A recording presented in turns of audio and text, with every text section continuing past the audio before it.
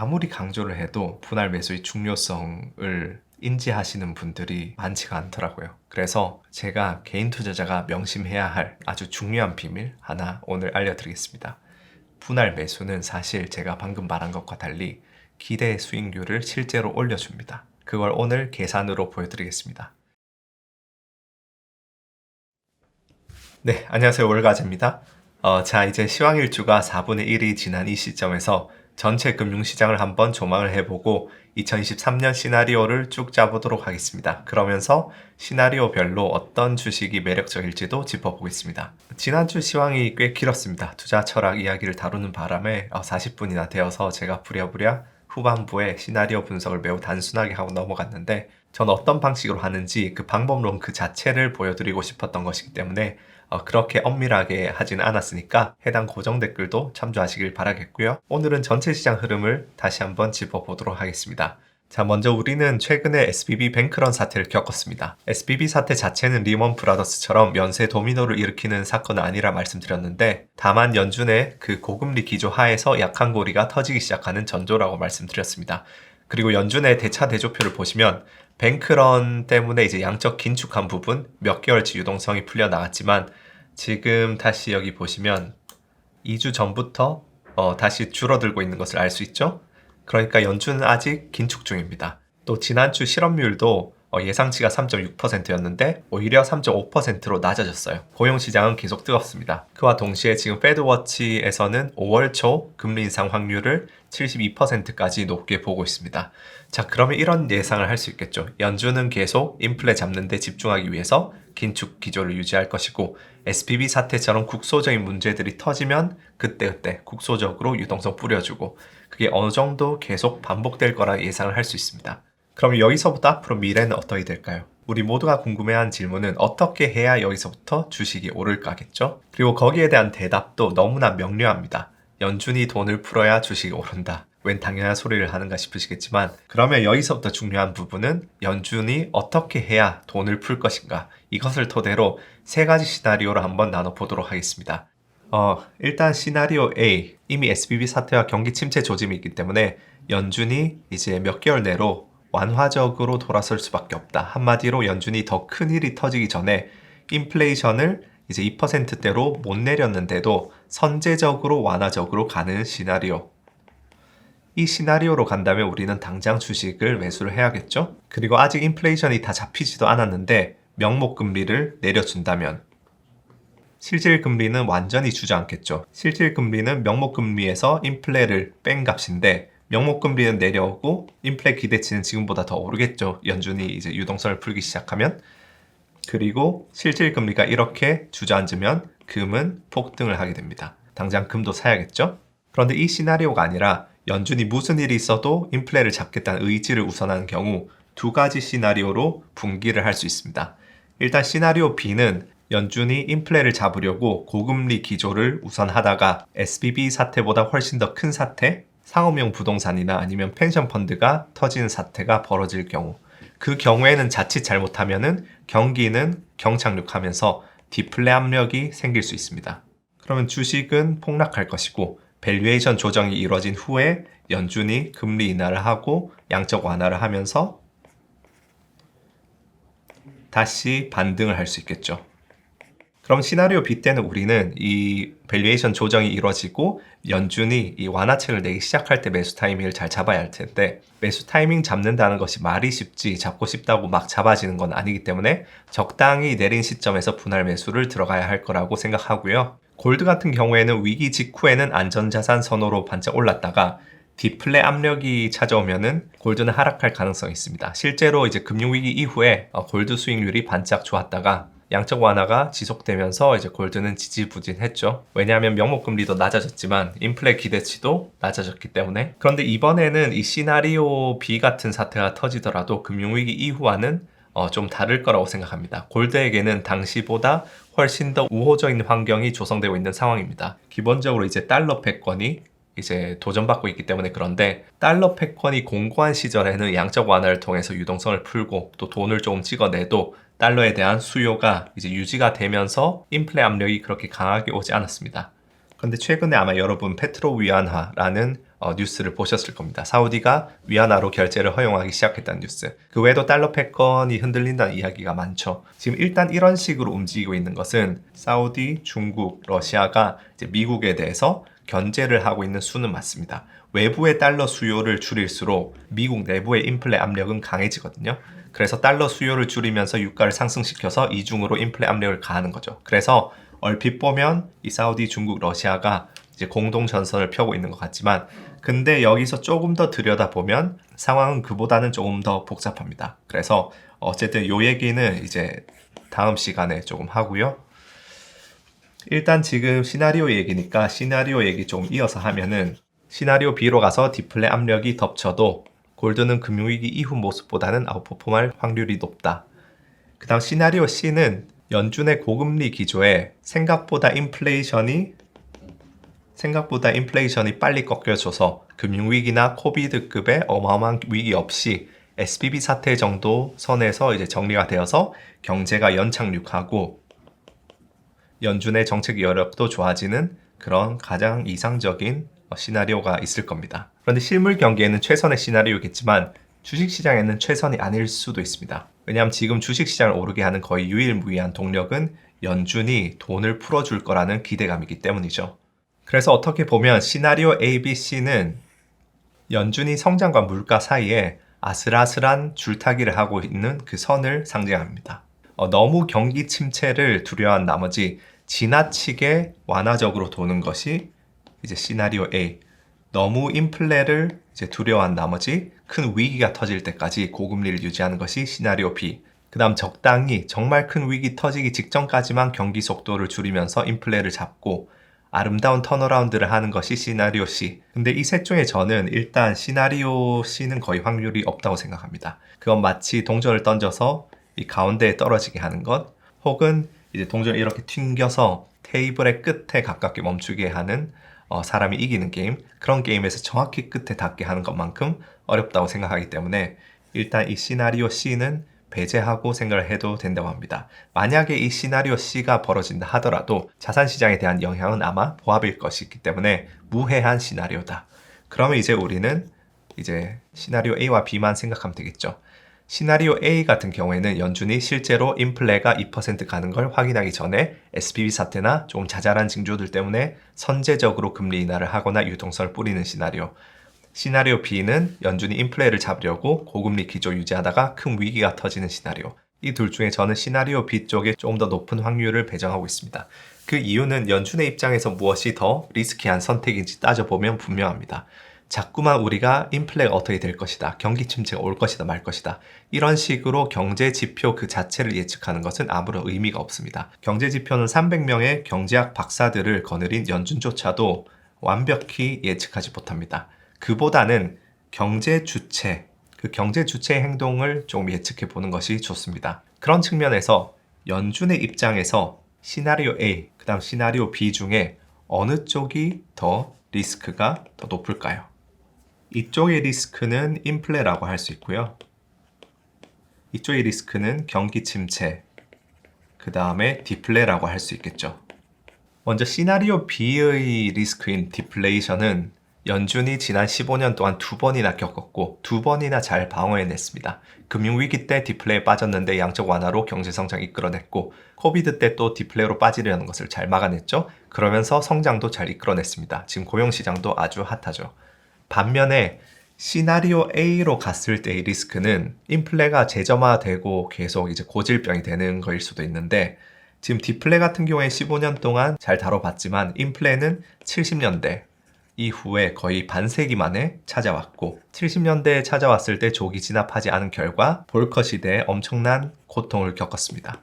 이런 컨텍스트를 볼 때 저는 당연히 연준은 지금 이 리스크를 더 두려워한다, 그렇게 생각하고 있습니다. 그리고 지금 국제 정세도 인플레 리스크를 더 높이고 있습니다.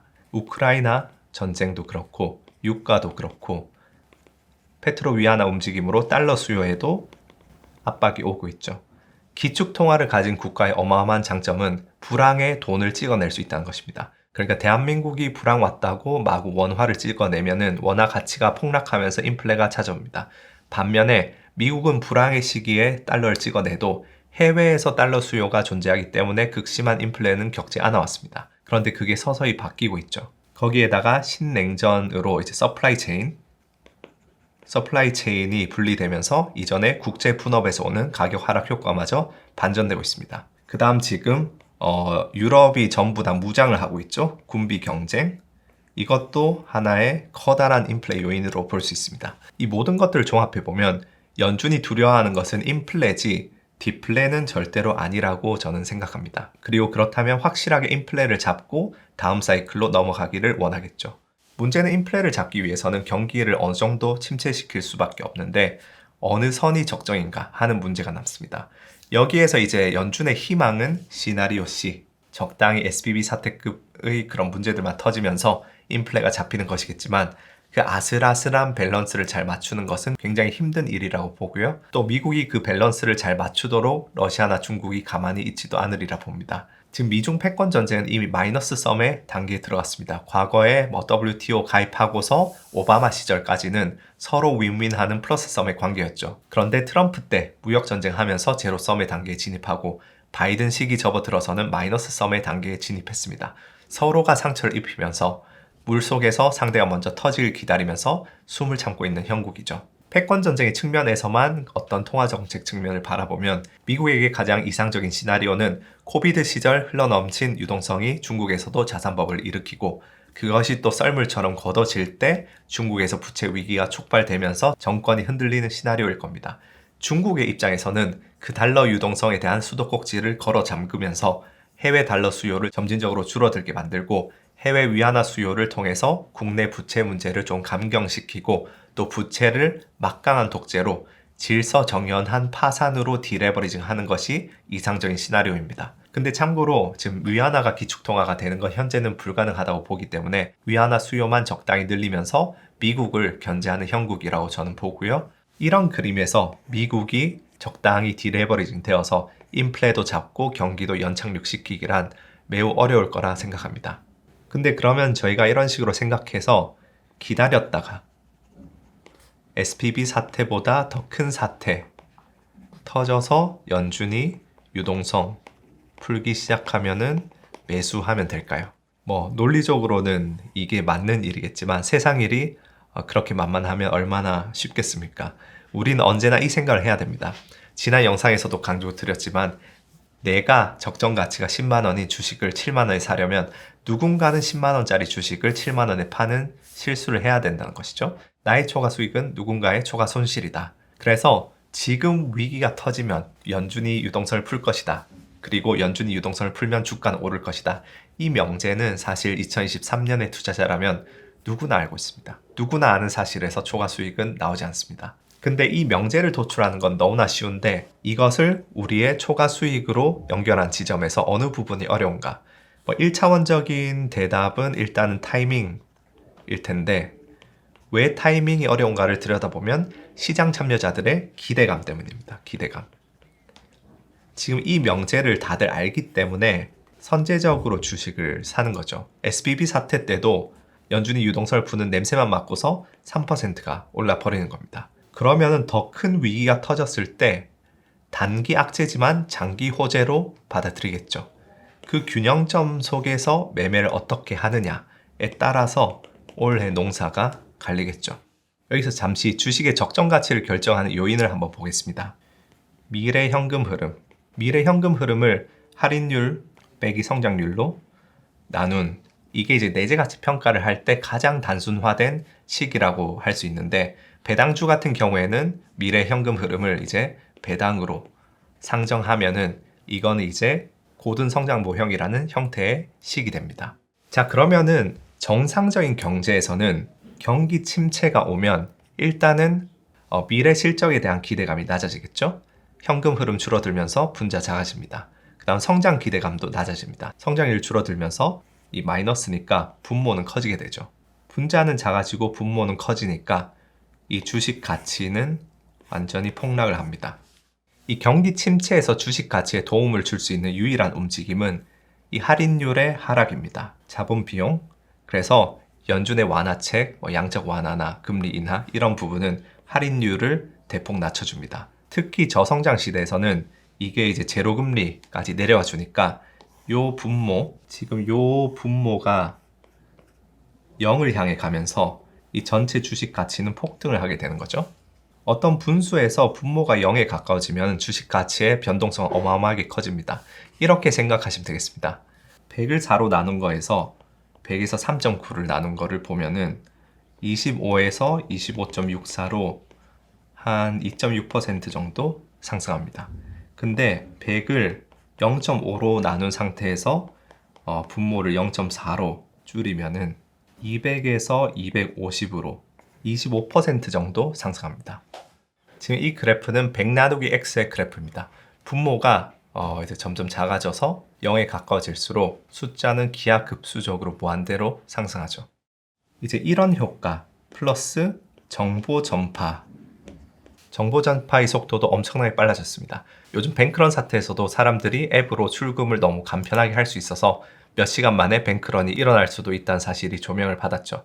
이제는 모든 정보가 디지털화되고 일반 개인들도 연준의 동향을 일거수일투족 알고 있는 세상이 왔습니다. 그런 만큼 이미 연준이 유동성을 본격적으로 풀 때가 오면 이미 급등을 해 있을 거라는 사실이죠. 이러한 어떤 점근선의 문제, 그리고 정보 전파의 속도를 감안하면 요지는 저점 타이밍을 재서 어떻게 해보려는 것의 난이도가 매우 높다. 그럼 타이밍의 문제는 어떻게 해결하느냐? 타이밍을 재서 매매하려는 것은 지난 영상에서 말씀드린 투자 철학 중에서 시점 선택 철학의 영역이라 부릅니다. 가치 투자처럼 이제 저평가 여부를 보고 상품을 보고 들어가는 것은 증권 선택 철학의 영역이고요. 물론 많은 투자 전략들은 이 둘 사이에 존재하기도 하는데 어쨌든 마켓 타이밍을 재서하는 것은 트레이더의 영역이기 때문에 다른 종류의 교육과 정보와 전략이 필요하고요. 일반 개인 투자자가 여기서 할 수 있는 것은 분산 투자겠죠. 흔히 분산 투자라면 여러 종목들에 나눠서 분산하는 것을 의미하는데 그러한 종류의 분산 투자는 포트폴리오의 변동성을 낮추는 용도이기 때문에 시스템적인 리스크와 타이밍에 대한 방어는 아닙니다. 그래서 시점을 분산해야 되고 그거를 분할 매수라고도 부르죠. 제가 이제 예전에 패시브 지수 추종 전략 방식을 쓰시려면 적립식으로 투자하시라고 말씀드린 것도 어떻게 보면 시점도 분산하시라는 의미거든요. 니케이 지수가 91년도부터 지금까지 한 30% 하락한 상태인데 적립식으로 니케이 지수를 지수 추종했으면은 한 8, 90% 정도 이익 봤을 테니까요. 그런데 수학적으로는 분할 매수가 기대 수익률을 더 높여주는 건 아니에요. 니케이가 아니라 우상향을 잘한 지수의 경우에는 목돈을 그냥 넣는 거에 비해서 훨씬 더 적립식이 언더퍼폼을 합니다. 다시 말해서 분할 매수는 수학적으로 기대 수익률을 올려주지는 못하고 어떤 시점에 대한 리스크만 줄여줄 뿐입니다. 그래서 아마도 사람들이 생각보다 분할 매수를 잘 하지 않는 거라 생각해요. 그러면 이렇게 뻔한 지식, 분할 매수해라. 이런 거를 왜 제가 일주일에 한 번 있는 시황 일주 시간에 말하고 있을까요? 그냥 리스크 높으니까 분할 매수해라. 그런 당연한 얘기. 이걸 오늘 제가 말하고 싶었던 이유는 아무리 강조를 해도 분할 매수의 중요성을 인지하시는 분들이 많지가 않더라고요. 그래서 제가 개인 투자자가 명심해야 할 아주 중요한 비밀 하나 오늘 알려드리겠습니다. 분할 매수는 사실 제가 방금 말한 것과 달리 기대 수익률을 실제로 올려줍니다. 그걸 오늘 계산으로 보여드리겠습니다. 분할 매수의 최고의 효과는 뭘까요? 마음의 평안이죠. 마음의 평안이 왜 기대 수익률을 상승시키는지 지금부터 지난번 시황에 그런 마지막에 나왔던 의사결정 분지도라는 것을 통해 알아보겠습니다. 물론 지금 그릴 그림은 전혀 엄밀한 그림은 아닙니다. 생각난 대로 막 쓸 것이기 때문에 절대로 미래에 대한 제 실제 뷰를 반영하진 않고요. 예시용으로 막 써보겠습니다. 혹시 수학적으로 틀린 부분 생기면은 고정 댓글을 달겠습니다. 먼저 우리가 시나리오 A와 B를 가정해 보겠습니다. 시나리오 A는 지금 S&P가 그대로 20% 향해서 상승하는 거. 그 다음 시나리오 B 같은 경우에는 마이너스 20% 갔다가 30% 상승해서 플러스 10%로 마감하는 그런 시나리오.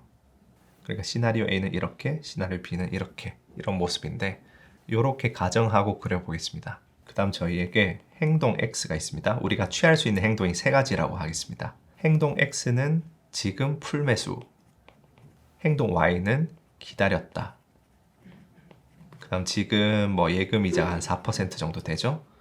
하락 시 매수. Z 같은 경우에는 분할 매수. 그냥 50대 50이라 하겠습니다. XY에. 그럼 행동 X의 경우에는 지금 풀 매수를 했습니다. 풀 매수를 해서 이제 시나리오 A대로 흘러가면은 20% 수익을 내겠죠. 그 다음 시나리오 B대로 흘러가면은 플러스 10%를 낼 겁니다. 행동 Y의 경우에 지금 0%인데 A대로 흘러가면은 4%를 내겠죠. 지금 기다리다가 이제 올라가 버렸으니까.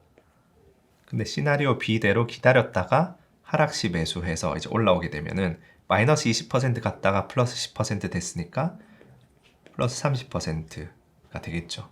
그다음 행동 Z 같은 경우에는 0%에서 이제 X와 Y의 중간 반반씩 들어갔으니까 20 플러스 4 나누기 2 하면은 12%.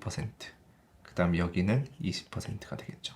그럼 이제 확률을 우리가 배정을 해야 되는데 만약에 그냥 50대 50이라 하겠습니다. 시나리오 A, B를 지금 편의상.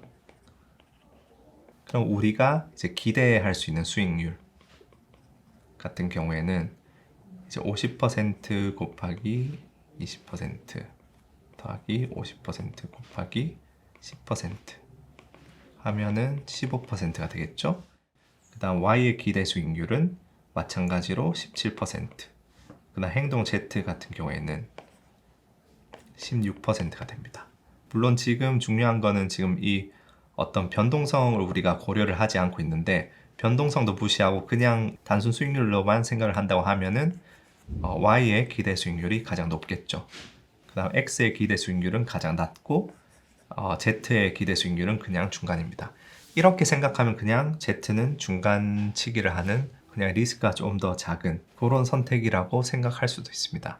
근데 이 시나리오들에 너무나 비현실적인 가정이 많죠. 뭐 지금 시나리오가 2개밖에 없다는 것도 뭐 비현실적이고 지금 이 리스크도 고려를 안 했고 그 다음 이 확률도 그냥 5대5로 해버렸고 뭐 말도 안 되는 가정들이 많지만 그 중에서 가장 말도 안 되는 가정은 아마도 지금 행동 Y에서 지금 시나리오 B에서 내가 이 저점에 매수해서 30%를 낸다는 가정이겠죠. 동시에 행동 X에서 시나리오 B에 갔을 때 여기서 마이너스 20%가 됐는데도 공포에 질리지 않고 존버를 한다. 그런 가정을 여기에서 하고 있죠. 그러니까 여기에서도 공포에 지지 않고 존버한다는 가정, 여기에서도 공포에 지지 않고 용기를 내서 매수를 할 수 있으리라는 가정, 그런 가정들을 하고 있는데 우리는 항상 우리 스스로에 대해서 객관적이어야 된다고 생각합니다.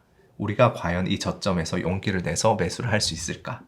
만약에 아니라면은 우리는 어떤 우리가 그렇게 하지 못할 시나리오도 한번 추가를 해보겠습니다. F는 이제 공포에 질려서 시나리오 B 때 매수를 못하거나 손절하는 시나리오. 그럼 지금 뭐 기존의 X 같은 경우에는 15%였는데 XF 같은 경우에 시나리오 A로 가면은 X랑 동일하겠지만 시나리오 B로 갔을 때 공포에 질려서 손절해버립니다. 그럼 마이너스 20% 그대로 손절이 되겠죠. 그러면은 여기서 기대 수익률은 0%가 됩니다. Y의 경우에는 지금 17%였는데 YF 공포에 질려서 아무것도 못했어요. 하락했을 때 못 샀습니다. 그러면 계속 그냥 예금 이자만 받고 있겠죠. 그러면은 4%입니다. 그럼 일단 행동 X와 Y 사이를 보면은 그냥 기본적으로 제가 저점에서 매수한다고 가정했을 때는 15%대 17%의 기대 수익률이었는데 공포에 질린다는 것까지 가정을 하고 그럼 내가 공포에 질릴 확률이 50%다. 용기를 낼 확률이 50%다. 하면은 X 행동의 최종 기대값은 7.5%가 되겠죠. 그 다음 이쪽은 10.5%. 그러니까 더 차이가 벌어집니다. 근데 Z는 어떨까요? Z 같은 경우에는 여기서 이제 분할 매수가 빛을 발하게 됩니다. 만약에 내가 지금 바로 올라 버리는 것도 아까우니까 조금 사두고 만약에 마이너스 20% 정도 가면은 나머지 현금을 투입하겠다. 이렇게 마음을 먹으면은 이 공포에 질려서 뭔가를 못할 확률이 현저히 낮아지겠죠. 왜냐하면 거기에 대한 기대를 하고 거기에 대한 대비를 하고 있으니까요. 그래서 실제로 ZF 같은 경우에는 이제 XF와 YF의 중간이니까 12% 마이너스 8%가 되겠지만 여기서 공포에 빠질 확률이 50%에서 20%로 현저하게 준다. 그렇다면 최종 확률은 13.2%로 지금 X와 Y보다 더 크게 되겠죠. 그래서 제가 이런 것들을 통해서 지금 전달하고자 하는 것은 수학적인 엄밀함은 아닙니다.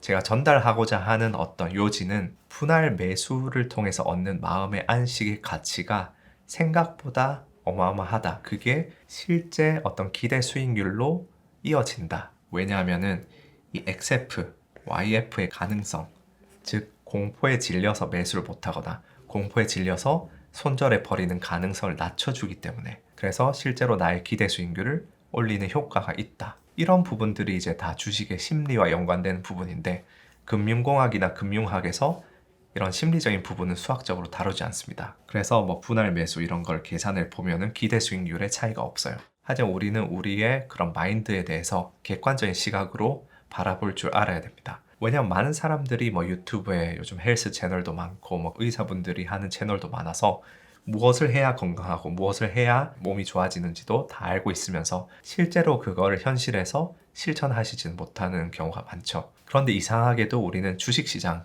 차트 앞에만 앉으면은 여기서 폭락하면 난 사야지 혹은 여기까지만 내리면 손절해야지 그런 생각을 하지만 그 실제로 내가 손실 보는 상황 혹은 어떤 폭락장에서 내가 매수를 해야 되는 상황 그 상황이 오면은 온갖 감정과 그런 인지 편향에 휩싸여서 실제로 그런 의사결정을 하지 못합니다. 그런 측면에서 분할 매수는 그런 인지 편향이나 감정적 오류를 범할 그 확률을 줄여줌으로써 실제로 기대 수익률에 이런 식으로 플러스 효과를 줄 수가 있다. 따라서 분할 매수는 애지간하면 언제나 해야 되는 부분이다. 그런 말씀을 드리고 싶고요. 물론 지금 분할 매수를 당장 시작하라는 뜻은 아닙니다. 이 그림은 지금 전혀 제 시각을 반영하지도 않고 지금 마구 쓴 예시인데 이 어떤 예시에서 분할 매수 비율도 어느 정도는 도출할 수가 있습니다. 예를 들어서 지금 Z 같은 경우에는 5대5로 이제 배분을 했죠. 근데 만약에 지금 시나리오 A와 B의 가능성이 50대 50이 아니고 시나리오 B의 어떤 가능성이 훨씬 높다.